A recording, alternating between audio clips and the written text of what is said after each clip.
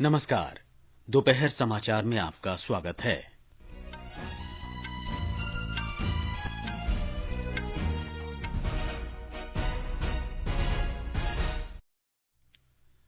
प्रधानमंत्री नरेंद्र मोदी ने कहा, भारत अपने पड़ोस प्रथम दृष्टिकोण के तहत श्रीलंका को पूरी प्राथमिकता देता है। प्रधानमंत्री आज शाम संयुक्त राष्ट्र महासभा को संबोधित करेंगे। भारत जापान के बीच चौथा नौसैनिक अभ्यास आज से अरब सागर में शुरू।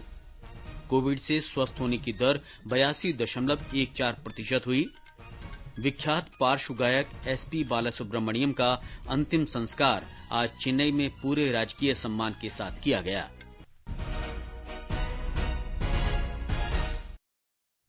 दोपहर समाचार में नईम अख्तर के साथ मैं मुकेश कुमार। प्रधानमंत्री नरेंद्र मोदी और श्रीलंका के प्रधानमंत्री महिंदा राजपक्ष ने आज द्विपक्षीय वर्चुअल वार्ता की। प्रधानमंत्री मोदी की किसी पड़ोसी देश के साथ ये पहली वर्चुअल बैठक है। श्री राजपक्ष की भी इस वर्ष अगस्त में श्रीलंका के प्रधानमंत्री के रूप में शपथ लेने के बाद किसी अन्य देश के साथ ये पहली राजनयिक वार्ता थी। इस अवसर पर प्रधानमंत्री नरेंद्र मोदी ने कहा कि पड़ोसी देशों को वरीयता देने और सागर सिद्धांत के तहत भारत श्रीलंका के साथ अपने संबंधों को सबसे अधिक प्राथमिकता देता है। जनता का आपके नेतृत्व में विश्वास दिखाती है। भारत और श्रीलंका के बहुमुखी संबंध हजारों साल पुराने हैं। मेरी सरकार की नेबरहुड फर्स्ट नीति और सागर डॉक्ट्रिन के तहत श्रीलंका से संबंधों को हम विशेष और उच्च प्राथमिकता देते हैं। भारत और श्रीलंका बिम्स्टेक, आईओआरए, सार्क मंचों पर भी घनिष्ठ सहयोग करते हैं। आपकी पार्टी की हाल ही की जीत के बाद भारत और श्रीलंका संबंधों में एक नए ऐतिहासिक अध्याय को जोड़ने का बहुत अच्छा अवसर बना है। दोनों देशों के लोग नई आशा और उत्साह के साथ हमारी ओर देख रहे हैं। कोविड महामारी के कारण उत्पन्न चुनौतीपूर्ण परिस्थितियों के बीच हुई ये शिखर वार्ता इस बात का प्रमाण है कि दोनों देशों के बीच गहरे सांस्कृतिक संबंध हैं। श्री मोदी ने हाल के चुनाव में जीत हासिल करने के लिए श्री राजपक्ष को बधाई दी। हमेशा की तरह आपकी पहली ऑफिशियल विजिट भारत में आपका स्वागत करके हमें बहुत खुशी होती। वह निमंत्रण हमेशा आपके लिए रहेगा। वर्तमान स्थिति को देखते हुए मुझे खुशी है कि हम यह वर्चुअल समिट कर रहे हैं। इस समिट के लिए आपने मेरा निमंत्रण स्वीकार किया, इसके लिए मैं आपको बहुत बहुत धन्यवाद देता हूं। मैं आपको प्रधानमंत्री पद ग्रहण करने के लिए बधाई देता हूं। संसदीय चुनावों में एसएलपीपी की भारी जीत के लिए भी आपको फिर से बधाई देता हूं। प्रधानमंत्री नरेंद्र मोदी आज शाम संयुक्त राष्ट्र महासभा को संबोधित करेंगे। संयुक्त राष्ट्र महासभा के 75वें सम्मेलन का मुख्य विषय है हमारी आकांक्षा का भविष्य और आवश्यकता के अनुरूप संयुक्त राष्ट्र बहुपक्षवाद के प्रति सामूहिक प्रतिबद्धता की पुष्टि और प्रभावी बहुपक्षीय प्रयासों से कोविड संकट से निपटना। कोविड महामारी के कारण इस वर्ष संयुक्त राष्ट्र महासभा अधिकांश रूप से वर्चुअली आयोजित की जा रही है। प्रधानमंत्री का ये संबोधन न्यूयॉर्क के संयुक्त राष्ट्र महासभा हॉल में पहले से रिकॉर्डेड वीडियो प्रसारण के माध्यम से होगा। इस सत्र के दौरान भारत के प्राथमिकता वाले मुद्दों में आतंकवाद से निपटने में वैश्विक कार्रवाई को और मजबूत करना शामिल है। भारत स्वीकृति समितियों में संस्थाओं तथा व्यक्तियों को सूचीबद्ध करने और सूची से हटाने की प्रक्रिया में अधिक पारदर्शिता पर जोर देगा। संयुक्त राष्ट्र शांति मिशन में सबसे अधिक सैन्य टुकड़ियां भेजने वाला देश होने के नाते भारत इस मिशन के लिए अधिदेश को अंतिम रूप देने में अपनी भूमिका बढ़ाने की मांग करेगा। भारत की प्राथमिकता का अन्य मुद्दा सतत विकास और जलवायु परिवर्तन से संबंधित विषयों पर अपनी सक्रियता जारी रखना है। भारत अगले वर्ष जनवरी से 2 वर्ष के लिए संयुक्त राष्ट्र सुरक्षा परिषद का अस्थायी सदस्य होगा। इसकी प्राथमिकताओं में अंतर्राष्ट्रीय शांति और सुरक्षा के लिए समग्र और उत्तरदायी समाधान, अंतर्राष्ट्रीय आतंकवाद के खिलाफ प्रभावी कार्रवाई, सबके लिए प्रौद्योगिकी और शांति सेना को व्यवस्थित रूप देना शामिल है।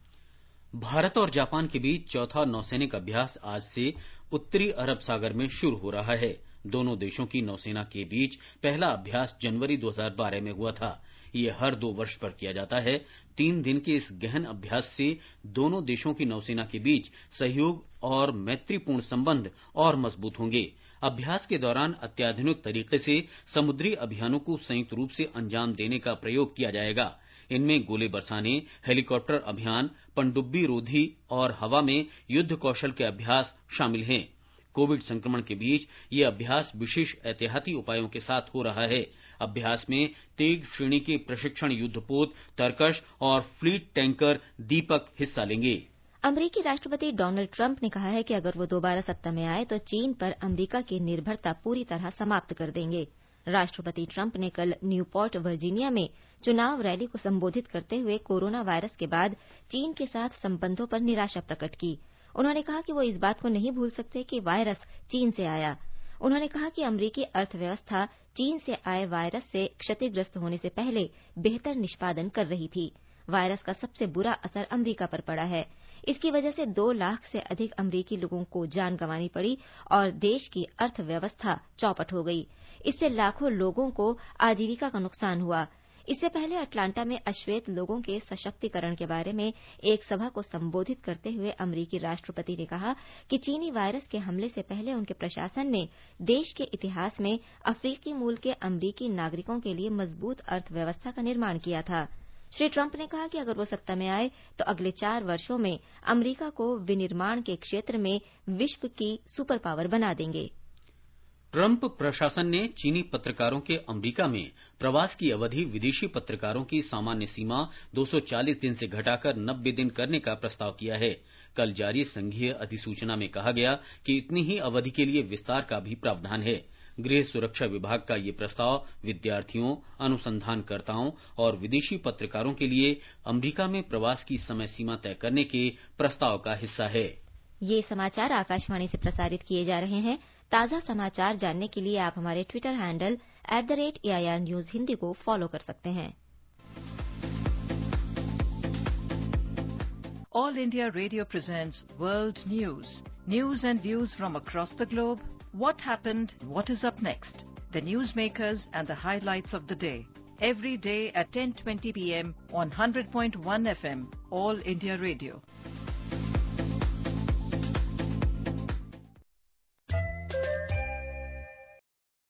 ये आकाशवाणी है। देश में कोविड-19 से स्वस्थ होने की दर बढ़कर 82.14% हो गई है। पिछले 24 घंटे के दौरान 93,000 से अधिक कोविड रोगी स्वस्थ हुए।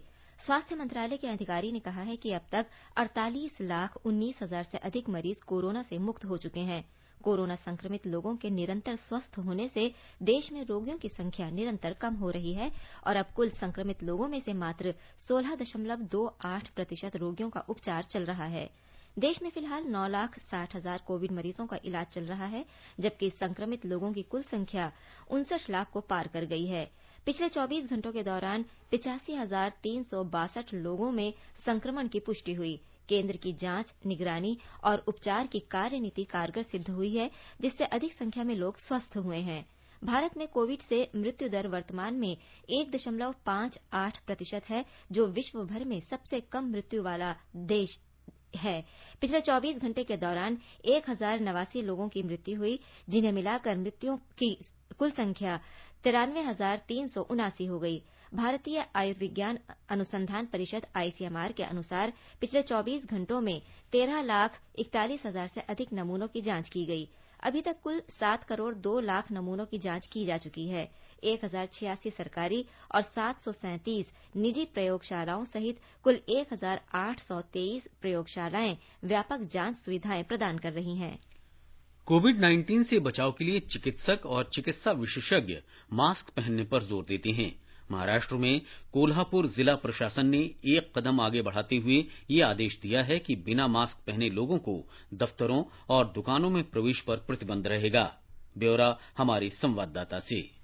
कोविड-19 के प्रसार को रोकने में लिए गए कड़े नियम के मद्देनजर मुख्यमंत्री उद्धव ठाकरे ने कोल्हापुर के जिला कलेक्टर दौलत देसाई की प्रशंसा की है। कोल्हापुर जिला प्रशासन ने कार्यालयों और दुकानों में प्रवेश प्राप्त करते समय मास्क पहनना अनिवार्य कर दिया है। सीएम ने कहा कि इस पहल को पूरे राज्य में लागू किया जाना चाहिए, जो वायरस की श्रृंखला को तोड़ने में मदद करेगी। मुख्यमंत्री ठाकरे ने उन लोगों पर भी नकेल कस दी है जो मास्क नहीं पहनते हैं और सार्वजनिक रूप से बाहर जाते हैं। उन्होंने कहा कि कुछ व्यक्तियों की लापरवाह रवैये की वजह से कोविड-19 का संक्रमण बढ़ रहा है। इस बीच अब कोल्हापुर में लोग मानदंडों का पालन कर रहे हैं और दुकानों में तभी प्रवेश करते हैं जब मालिक और उसके कर्मचारी मास्क पहने हुए नजर आते हैं। इसके अलावा प्रशासन उन दुकानों को 8 दिन तक सील करते हैं जिनके मालिक बिना मास्क पहने पाए जाते हैं। कुणाल शिंदे, आकाशवाणी समाचार, मुंबई।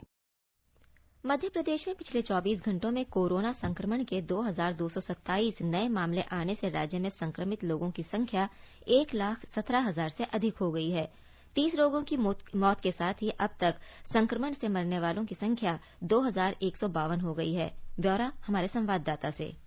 राज्य के स्वास्थ्य बुलेटिन के अनुसार 2,743 कोरोना वायरस रोगियों को कल स्वस्थ होने के बाद अस्पतालों से छुट्टी मिल गई। इसके फलस्वरूप प्रदेश में अब तक 93,238 लोग स्वस्थ हो चुके हैं। मध्य प्रदेश में अब 22,198 सक्रिय मामले हैं। प्रदेश में रिकवरी दर में भी लगातार सुधार हो रहा है और यह 74% तक पहुंच गई है। राज्य में अब तक 19,29,000 से अधिक परीक्षण किए जा चुके हैं, जिनमें से 25,603 परीक्षण कल किए गए थे। कोरोना संक्रमण की जिलेवार समीक्षा में इंदौर जिले में कोविड-19 के सर्वाधिक 436 नए मामले सामने आए हैं। इसके बाद भोपाल में 277, जबलपुर में 212 और ग्वालियर में 151 मामले दर्ज किए गए हैं। संजीव शर्मा, आकाशवाणी समाचार, भोपाल। ओडिशा विधानसभा का मानसून सत्र 29 सितंबर से शुरू होगा। सत्र से पहले कोविड-19 जांच के लिए विधानसभा परिसर में व्यापक प्रबंध किए गए हैं। 3 दिन तक चलने वाली इस प्रक्रिया में मंत्रियों, विधायकों, पत्रकारों, सुरक्षाकर्मियों और विधानसभा के कर्मचारियों का कोविड परीक्षण किया जाएगा। सत्र 7 अक्टूबर तक चलेगा। राष्ट्रीय फार्मास्यूटिकल प्राधिकरण ने विनिर्माताओं के स्तर पर तरल चिकित्सा ऑक्सीजन का मूल्य 15 रुपये 22 पैसे प्रति घन मीटर तय करने का निर्णय किया है। इसमें जीएसटी शामिल नहीं होगा। प्राधिकरण के अनुसार कोविड-19 की वर्तमान स्थिति के कारण देश में ऑक्सीजन की मांग बढ़ गई है। प्राधिकरण ने कहा कि मूल्य सीमा न होने के कारण विनिर्माताओं ने सिलेंडर भरवाने वालों के लिए दाम बढ़ा दिए थे। कोविड के कारण सिलेंडरों के जरिए ऑक्सीजन की आपूर्ति कुल खपत का 10% से बढ़कर 50% हो गई है। प्राधिकरण ने कहा है कि देश में चिकित्सा ऑक्सीजन निरंतर उपलब्ध कराने के लिए मूल्य नियंत्रण करना अनिवार्य है। रसायन और उर्वरक मंत्रालय ने कहा है कि चिकित्सा ऑक्सीजन की मांग में 4 गुना बढ़ोतरी हुई है, जो प्रतिदिन 750 मीट्रिक टन से बढ़कर 2800 मीट्रिक टन हो गई। आकाशवाणी का समाचार सेवा प्रभाग आज अपने फोन इन कार्यक्रम में हिंदी और अंग्रेजी में कोविड-19 पर विशेष परिचर्चा प्रसारित करेगा। ये कार्यक्रम रात 9:30 बजे से एफएम गोल्ड और अतिरिक्त मीटरों पर सुना जा सकता है। नई दिल्ली स्थित गोविंद बल्लभ पंत अस्पताल के डॉक्टर संजय पांडे चर्चा में भाग लेंगे। श्रोता हमारे टोल फ्री नंबर 1800-115767 पर फोन कर विशेषज्ञ से सीधे सवाल पूछ सकते हैं। लैंडलाइन नंबर 011-2331-4444 पर भी सवाल पूछे जा सकते हैं। नंबर एक बार फिर सुन लें, 1800-115767 और 011-2331-4444। Twitter handle @AIR News Alerts पर #AskAIR का इस्तेमाल कर सवाल पोस्ट किए जा सकते हैं। ये कार्यक्रम हमारी वेबसाइट newsonair.com और हमारे YouTube channel news on AIR official पर भी उपलब्ध रहेगा। Mobile app news on AIR से भी अपडेट लिए जा सकते हैं। आगे बढ़ने से पहले मुख्य समाचारों पर एक नजर। प्रधानमंत्री नरेंद्र मोदी ने कहा, भारत अपने पड़ोस प्रथम दृष्टिकोण के तहत श्रीलंका को उच्च प्राथमिकता देता है। प्रधानमंत्री आज शाम संयुक्त राष्ट्र महासभा को संबोधित करेंगे। भारत जापान के बीच चौथा नौसैनिक अभ्यास आज से अरब सागर में शुरू। कोविड से स्वस्थ होने की दर 82.14% हुई और विख्यात पार्श्व गायक एसपी बालासुब्रमण्यम का अंतिम संस्कार आज चेन्नई में पूरे राजकीय सम्मान के साथ किया गया। हरियाणा और पंजाब की मंडियों में धान के जल्द पहुंचने के कारण केंद्र सरकार ने इन राज्यों में आज से ही इसकी खरीद शुरू करने की मंजूरी दे दी है। उपभोक्ता मामलों के मंत्रालय ने कहा है कि इससे किसानों को अपनी फसल अविलंब न्यूनतम समर्थन मूल्य पर बेचने में सुविधा होगी। मंत्रालय ने कहा है कि धान की खरीद करने वाले सभी राज्यों में खरीफ विपणन सीजन इस वर्ष 1 अक्टूबर से निर्धारित किया जा चुका है। भारतीय खाद्य निगम सहित राज्य खरीद एजेंसियां सुचारू रूप से खरीद कार्यों के लिए तैयार हैं। उत्तर प्रदेश सरकार ने परिवार नियोजन कार्यक्रम को मिशन मोड में चलाने की घोषणा की है। राज्य के स्वास्थ्य मंत्री जयप्रताप सिंह ने कहा कि इससे मातृ शिशु मृत्यु दर में कमी आएगी तथा स्वास्थ्य सुविधाओं में बढ़ोतरी होगी। हमारे संवाददाता ने बताया है कि आज विश्व गर्भ निरोधक दिवस के अवसर पर राज्य में परिवार नियोजन से संबंधित अनेक कार्यक्रमों का आयोजन किया जा रहा है। राज्य के सभी जिलों में शहरी और ग्रामीण इलाकों में स्वास्थ्य विभाग की ओर से परिवार नियोजन को लेकर जागरूकता अभियान चलाया जा रहा है। मुख्य चिकित्सा अधिकारी और दूसरे वरिष्ठ अधिकारियों के नेतृत्व में स्वास्थ्य विभाग की टीमें आम लोगों, खासतौर पर युवाओं के बीच परिवार नियोजन को लेकर जागरूकता फैलाने के लिए कैंप आयोजित कर रही हैं। राज्य सरकार ने कहा है कि हर महिला और युवती को उसकी पसंद का गर्भ निरोधक चुने जाने की सहूलियत होनी चाहिए। आज खासतौर पर विश्व गर्भ निरोधक दिवस के दिन या किसी भी अन्य दिन राज्य सरकार सुरक्षित और स्वैच्छिक परिवार नियोजन सुविधा आम लोगों को उपलब्ध कराने के लिए काम कर रही है। विश्व गर्भ निरोधक दिवस की पूर्व संध्या पर आयोजित एक सेमिनार के दौरान प्रदेश के स्वास्थ्य मंत्री जयप्रताप सिंह ने कहा कि उत्तर प्रदेश सरकार ने हर लाभार्थी को सभी गर्भ निरोधक सेवाओं को मुहैया कराए जाने के आदेश दिए हैं। उन्होंने कहा कि अग्रिम पंक्ति के स्वास्थ्य कार्यकर्ता परिवार नियोजन से जुड़ी अल्पकालिक गर्भ निरोधक सुविधाओं को ग्रामीणों को मुहैया कराने के लिए अथक परिश्रम कर रहे हैं। सुशील चंद्र तिवारी, आकाशवाणी समाचार, लखनऊ। प्रख्यात शिक्षाविद और समाज सुधारक ईश्वर चंद विद्यासागर की आज जयंती है। उन्होंने विधवा विवाह को प्रचलित करने और महिलाओं की शिक्षा के लिए महत्वपूर्ण भूमिका निभाई। साथ ही उन्होंने बाल विवाह की कुप्रथा को समाप्त करने पर भी काम किया। ईश्वर चंद विद्यासागर बंगाल पुनर्जागरण के नाम से प्रसिद्ध समाज सुधार आंदोलन का हिस्सा थे, जिसे राजा राम मोहन राय ने शुरू किया था। बांग्ला साहित्य को सरल और आधुनिक बनाने में भी उनके प्रयास सराहनीय थे। उन्होंने बांग्ला लिपि और वर्णमाला को सरल बनाने के लिए भी काम किया, जिसके लिए उन्हें आधुनिक बांग्ला गद्य का जनक कहा जाता है। उन्होंने कलकत्ता संस्कृत कॉलेज से स्नातक परीक्षा प्राप्त की और संस्कृत अध्ययन तथा दर्शन में शानदार उपलब्धि के लिए विद्यासागर की उपाधि प्राप्त की। उपराष्ट्रपति एम वेंकैया नायडू ने महान समाज सुधारक और शिक्षाविद ईश्वर चंद विद्यासागर की जयंती पर श्रद्धांजलि अर्पित की है। श्री नायडू ने एक ट्वीट में कहा कि बहुमुखी प्रतिभा के धनी ईश्वर चंद विद्यासागर ने बाल विवाह की कुरीति दूर करने और विधवा विवाह जैसे समाज सुधार की दिशा में अथक प्रयास किए। प्रधानमंत्री नरेंद्र मोदी ने वैज्ञानिक और औद्योगिक अनुसंधान परिषद सीएसआईआर से जुड़े सभी लोगों को परिषद के स्थापना दिवस पर बधाई दी है। एक ट्वीट में श्री मोदी ने कहा कि परिषद देश में वैज्ञानिक अनुसंधान और नवोन्मेष के क्षेत्र में अग्रणी रही है। उन्होंने कहा कि परिषद कर्मी कोविड-19 से लड़ाई में भी महत्वपूर्ण भूमिका निभा रहे हैं। प्रधानमंत्री ने भविष्य के प्रयासों के लिए परिषद को शुभकामनाएं दी हैं। प्रधानमंत्री नरेंद्र मोदी ने पूर्व प्रधानमंत्री डॉक्टर मनमोहन सिंह के जन्मदिन पर बधाई दी है। एक ट्वीट में श्री मोदी ने ईश्वर से डॉक्टर सिंह की दीर्घायु और स्वस्थ जीवन की कामना की है। प्रधानमंत्री नरेंद्र मोदी कल आकाशवाणी से मन की बात कार्यक्रम में विचार साझा करेंगे। इसका प्रसारण आकाशवाणी और दूरदर्शन के समूचे नेटवर्क से किया जाएगा। हमारी वेबसाइट newsonair.com और news on AIR mobile app पर भी ये उपलब्ध होगा। ये आकाशवाणी, डीडी न्यूज, प्रधानमंत्री कार्यालय तथा सूचना और प्रसारण मंत्रालय के यूट्यूब चैनलों पर भी सीधे प्रसारित होगा। ये समाचार हमारी वेबसाइट newsonair.com/hindi और हमारे mobile app news on AIR पर भी उपलब्ध हैं। दोपहर समाचार में आपका फिर स्वागत है। बिहार में विधानसभा चुनाव 28 अक्टूबर से 3 चरणों में आयोजित किए जाएंगे और मतगणना 10 नवंबर को होगी। मुख्य निर्वाचन आयुक्त सुनील अरोड़ा ने नई दिल्ली में कल चुनाव कार्यक्रम की घोषणा करते हुए कहा कि आदर्श आचार संहिता तत्काल प्रभाव से लागू हो गई है। उन्होंने कहा कि पहले चरण में 28 अक्टूबर को 71 विधानसभा निर्वाचन क्षेत्रों में वोट डाले जाएंगे। दूसरे चरण में 3 नवंबर को 94 सीट और तीसरे चरण में 7 नवंबर को 78 सीटों के लिए मतदान होगा। General elections to the legislative assembly of Bihar shall be conducted in 3 phases. In first phase, 71 assembly constituencies in 16 districts, including most of the LWE districts, will go for poll. In second phase, 94 assembly constituencies in 17 districts will go for poll. Third phase, 78 assembly constituencies in 15 districts will go for poll. Shri Arora ने बताया कि मतदान का समय 1 घंटा बढ़ा दिया गया है। मतदाता शाम 6 बजे तक मताधिकार का उपयोग कर सकेंगे। राजनीतिक दलों ने बिहार विधानसभा चुनावों की घोषणा का स्वागत किया है। जनता दल यूनाइटेड के अध्यक्ष और बिहार के मुख्यमंत्री नीतीश कुमार ने राज्य में 3 चरणों में विधानसभा चुनाव कराने के निर्वाचन आयोग के फैसले का स्वागत किया है।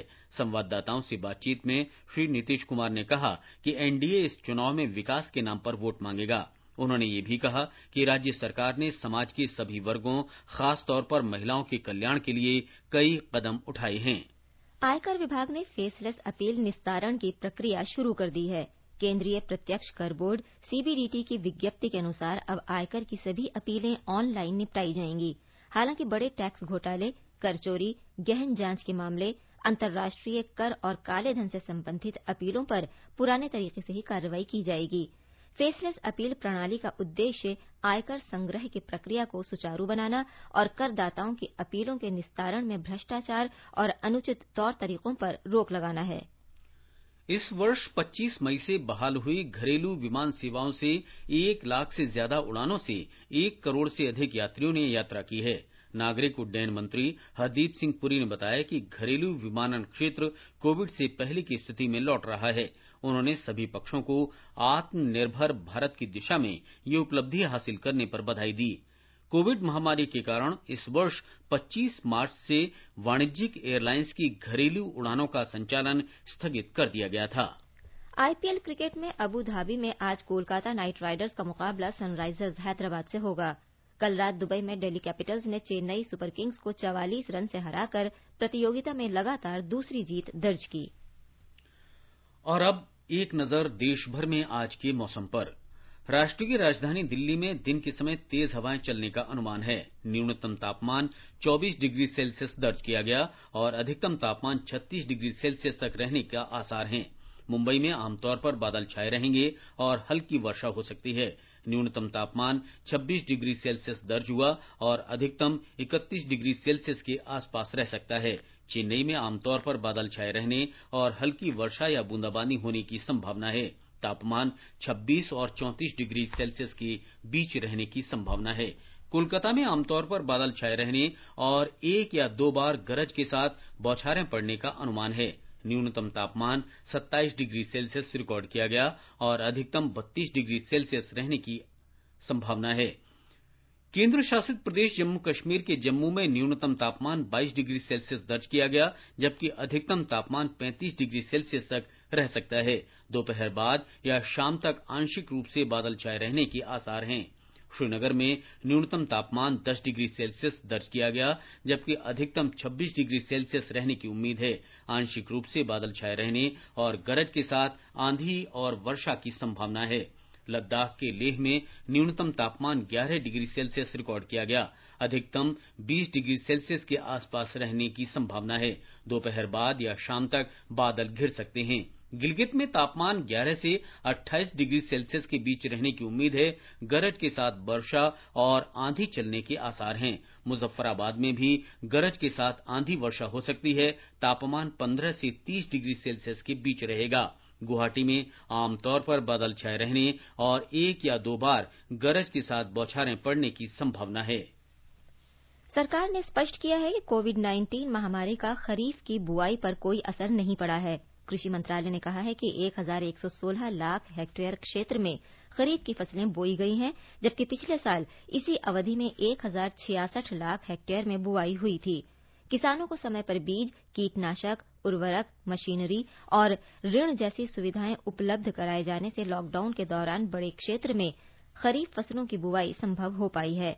मंत्रालय ने कहा है कि इसका श्रेय किसानों को जाता है, जिन्होंने समय पर कृषि गतिविधियां शुरू की, टेक्नोलॉजी को अपनाया और सरकारी योजनाओं का लाभ उठाया।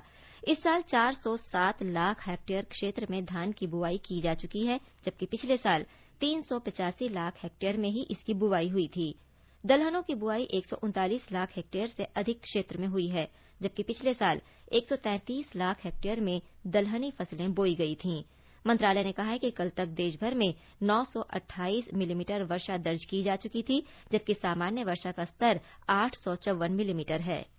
विख्यात पार्श्व गायक एसपी बालासुब्रमण्यम का अंतिम संस्कार आज राजकीय सम्मान के साथ तमिलनाडु में चेन्नई के पास तिरुवल्लुर जिले के थामाराई पक्कम में उनके फार्म हाउस पर किया गया। बाल सुब्रमण्यम का कल चेन्नई के अस्पताल में निधन हो गया था। उन्हें 5 अगस्त को कोविड के उपचार के लिए अस्पताल में भर्ती कराया गया था। सुप्रसिद्ध गायक एसपी बालासुब्रमण्यम का पार्थिव शरीर कल चेन्नई में उनके निवास स्थान पर रखा गया, जहां बड़ी संख्या में कई नेताओं और फिल्मी हस्तियों ने उनके अंतिम दर्शन किए। पुलिस को लोगों की भीड़ नियंत्रित करने में बड़ी मशक्कत करनी पड़ी, जो अपने प्रिय गायक के अंतिम दर्शन के लिए उमड़ पड़ी थी। बाद में उनके पार्थिव शरीर को ले जा रही वैन जैसे ही फार्म हाउस की ओर बढ़ी तो सड़क किनारे दोनों ओर खड़े हजारों लोगों ने उन्हें पुष्पांजलि अर्पित की। थामराई पक्कम में फार्म हाउस में उनके पुत्र एसपी चरण ने अंतिम रस्म अदा की। अंतिम रस्म पूरी किए जाने के साथ ही पुलिस ने उन्हें 72 तोपों की सलामी दी और सुप्रसिद्ध गायक के पार्थिव शरीर को दफना दिया गया। संगीत के सागर की लहरें थम गईं, लेकिन अपने संगीत से उन्होंने जो लहरें पैदा की वे आने वाले वर्षों में लाखों संगीत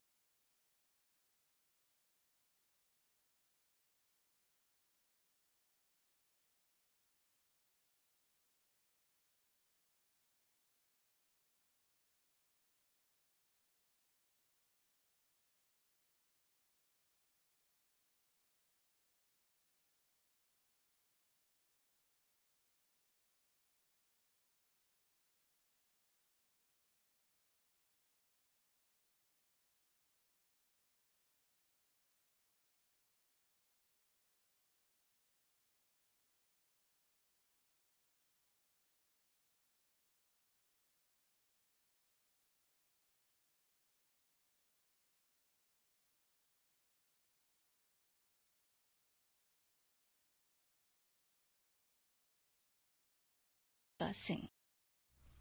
राष्ट्रपिता महात्मा गांधी ने अप्रैल मई 1936 में नंदी हिल्स में 45 दिन बिताए थे। नंदी हिल्स चिक्काबल्लापुर जिले में बेंगलुरु के निकट एक छोटा हिल स्टेशन है। हमारे संवाददाता ने महात्मा गांधी की 150वीं जयंती के सिलसिले में इतिहास के पन्नों से ये रिपोर्ट हमें भेजी है। पहाड़ के नीचे बसे मादुका होसोहल्ली गांव में गांधी जी भजन में शामिल होते थे। इस गांव को आज गांधीपुरा के नाम से जाना जाता है। पहाड़ में जो बंगला है उसे गांधी निलया के नाम से बुलाया जाता है। आज इसे पर्यटकों के लिए खोल दिया गया है। इससे लगे बगीचे में महात्मा गांधी जी की एक सुंदर मूर्ति रखी गई है। सुधींद्र, आकाशवाणी समाचार, बेंगलुरु।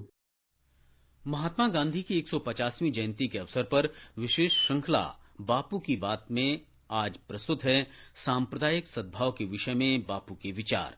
पश्चिम बंगाल में सोदेपुर में प्रार्थना सभा के बाद अपने संबोधन में महात्मा गांधी ने कहा था कि जिस व्यक्ति का ईश्वर में विश्वास है वो ईश्वर को छोड़कर किसी से नहीं डरता। जो ईश्वर के भक्त रहते, ईश्वर से ही डरते, दूसरा किसी का डर नहीं रखते, सब चीज भक्त से ही करने वाले हैं, वो बहुत बलवान है। सबसे बलवान वो हो जाते हैं। उनको गुंडा भी सता नहीं सकते, लेकिन गुंडा वो उनके सामने सीधे हो जाते हैं। ये न्याय है। दूसरा मैं कोई जानता नहीं हूँ चारा कि जो आप लोगों को बता सके। और अब प्रस्तुत है बापू का प्रिय भजन, जिसे गाया है अर्जेंटीना के कलाकारों ने। वैष्णव जाना तो तेने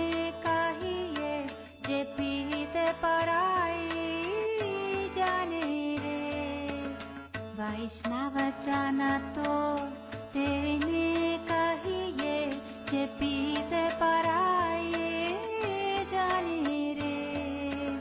पर दुख उपकार करे तो ये, पर दुख उपकार करे तो ये मन अभिमान रे।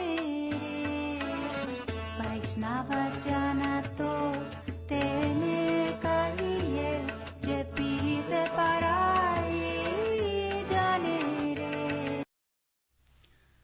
अंत में मुख्य समाचार एक बार फिर। प्रधानमंत्री नरेंद्र मोदी ने कहा, भारत अपने पड़ोस प्रथम दृष्टिकोण के तहत श्रीलंका को उच्च प्राथमिकता देता है। प्रधानमंत्री आज शाम संयुक्त राष्ट्र महासभा को संबोधित करेंगे। भारत जापान के बीच चौथा नौसैनिक अभ्यास आज से अरब सागर में शुरू। कोविड से स्वस्थ होने की दर 82.14% हुई और विख्यात पार्श्व गायक एसपी बालासुब्रमण्यम का अंतिम संस्कार आज चेन्नई में पूरे राजकीय सम्मान के साथ किया गया। इसके साथ ही दोपहर समाचार का ये अंक समाप्त हुआ। नमस्कार।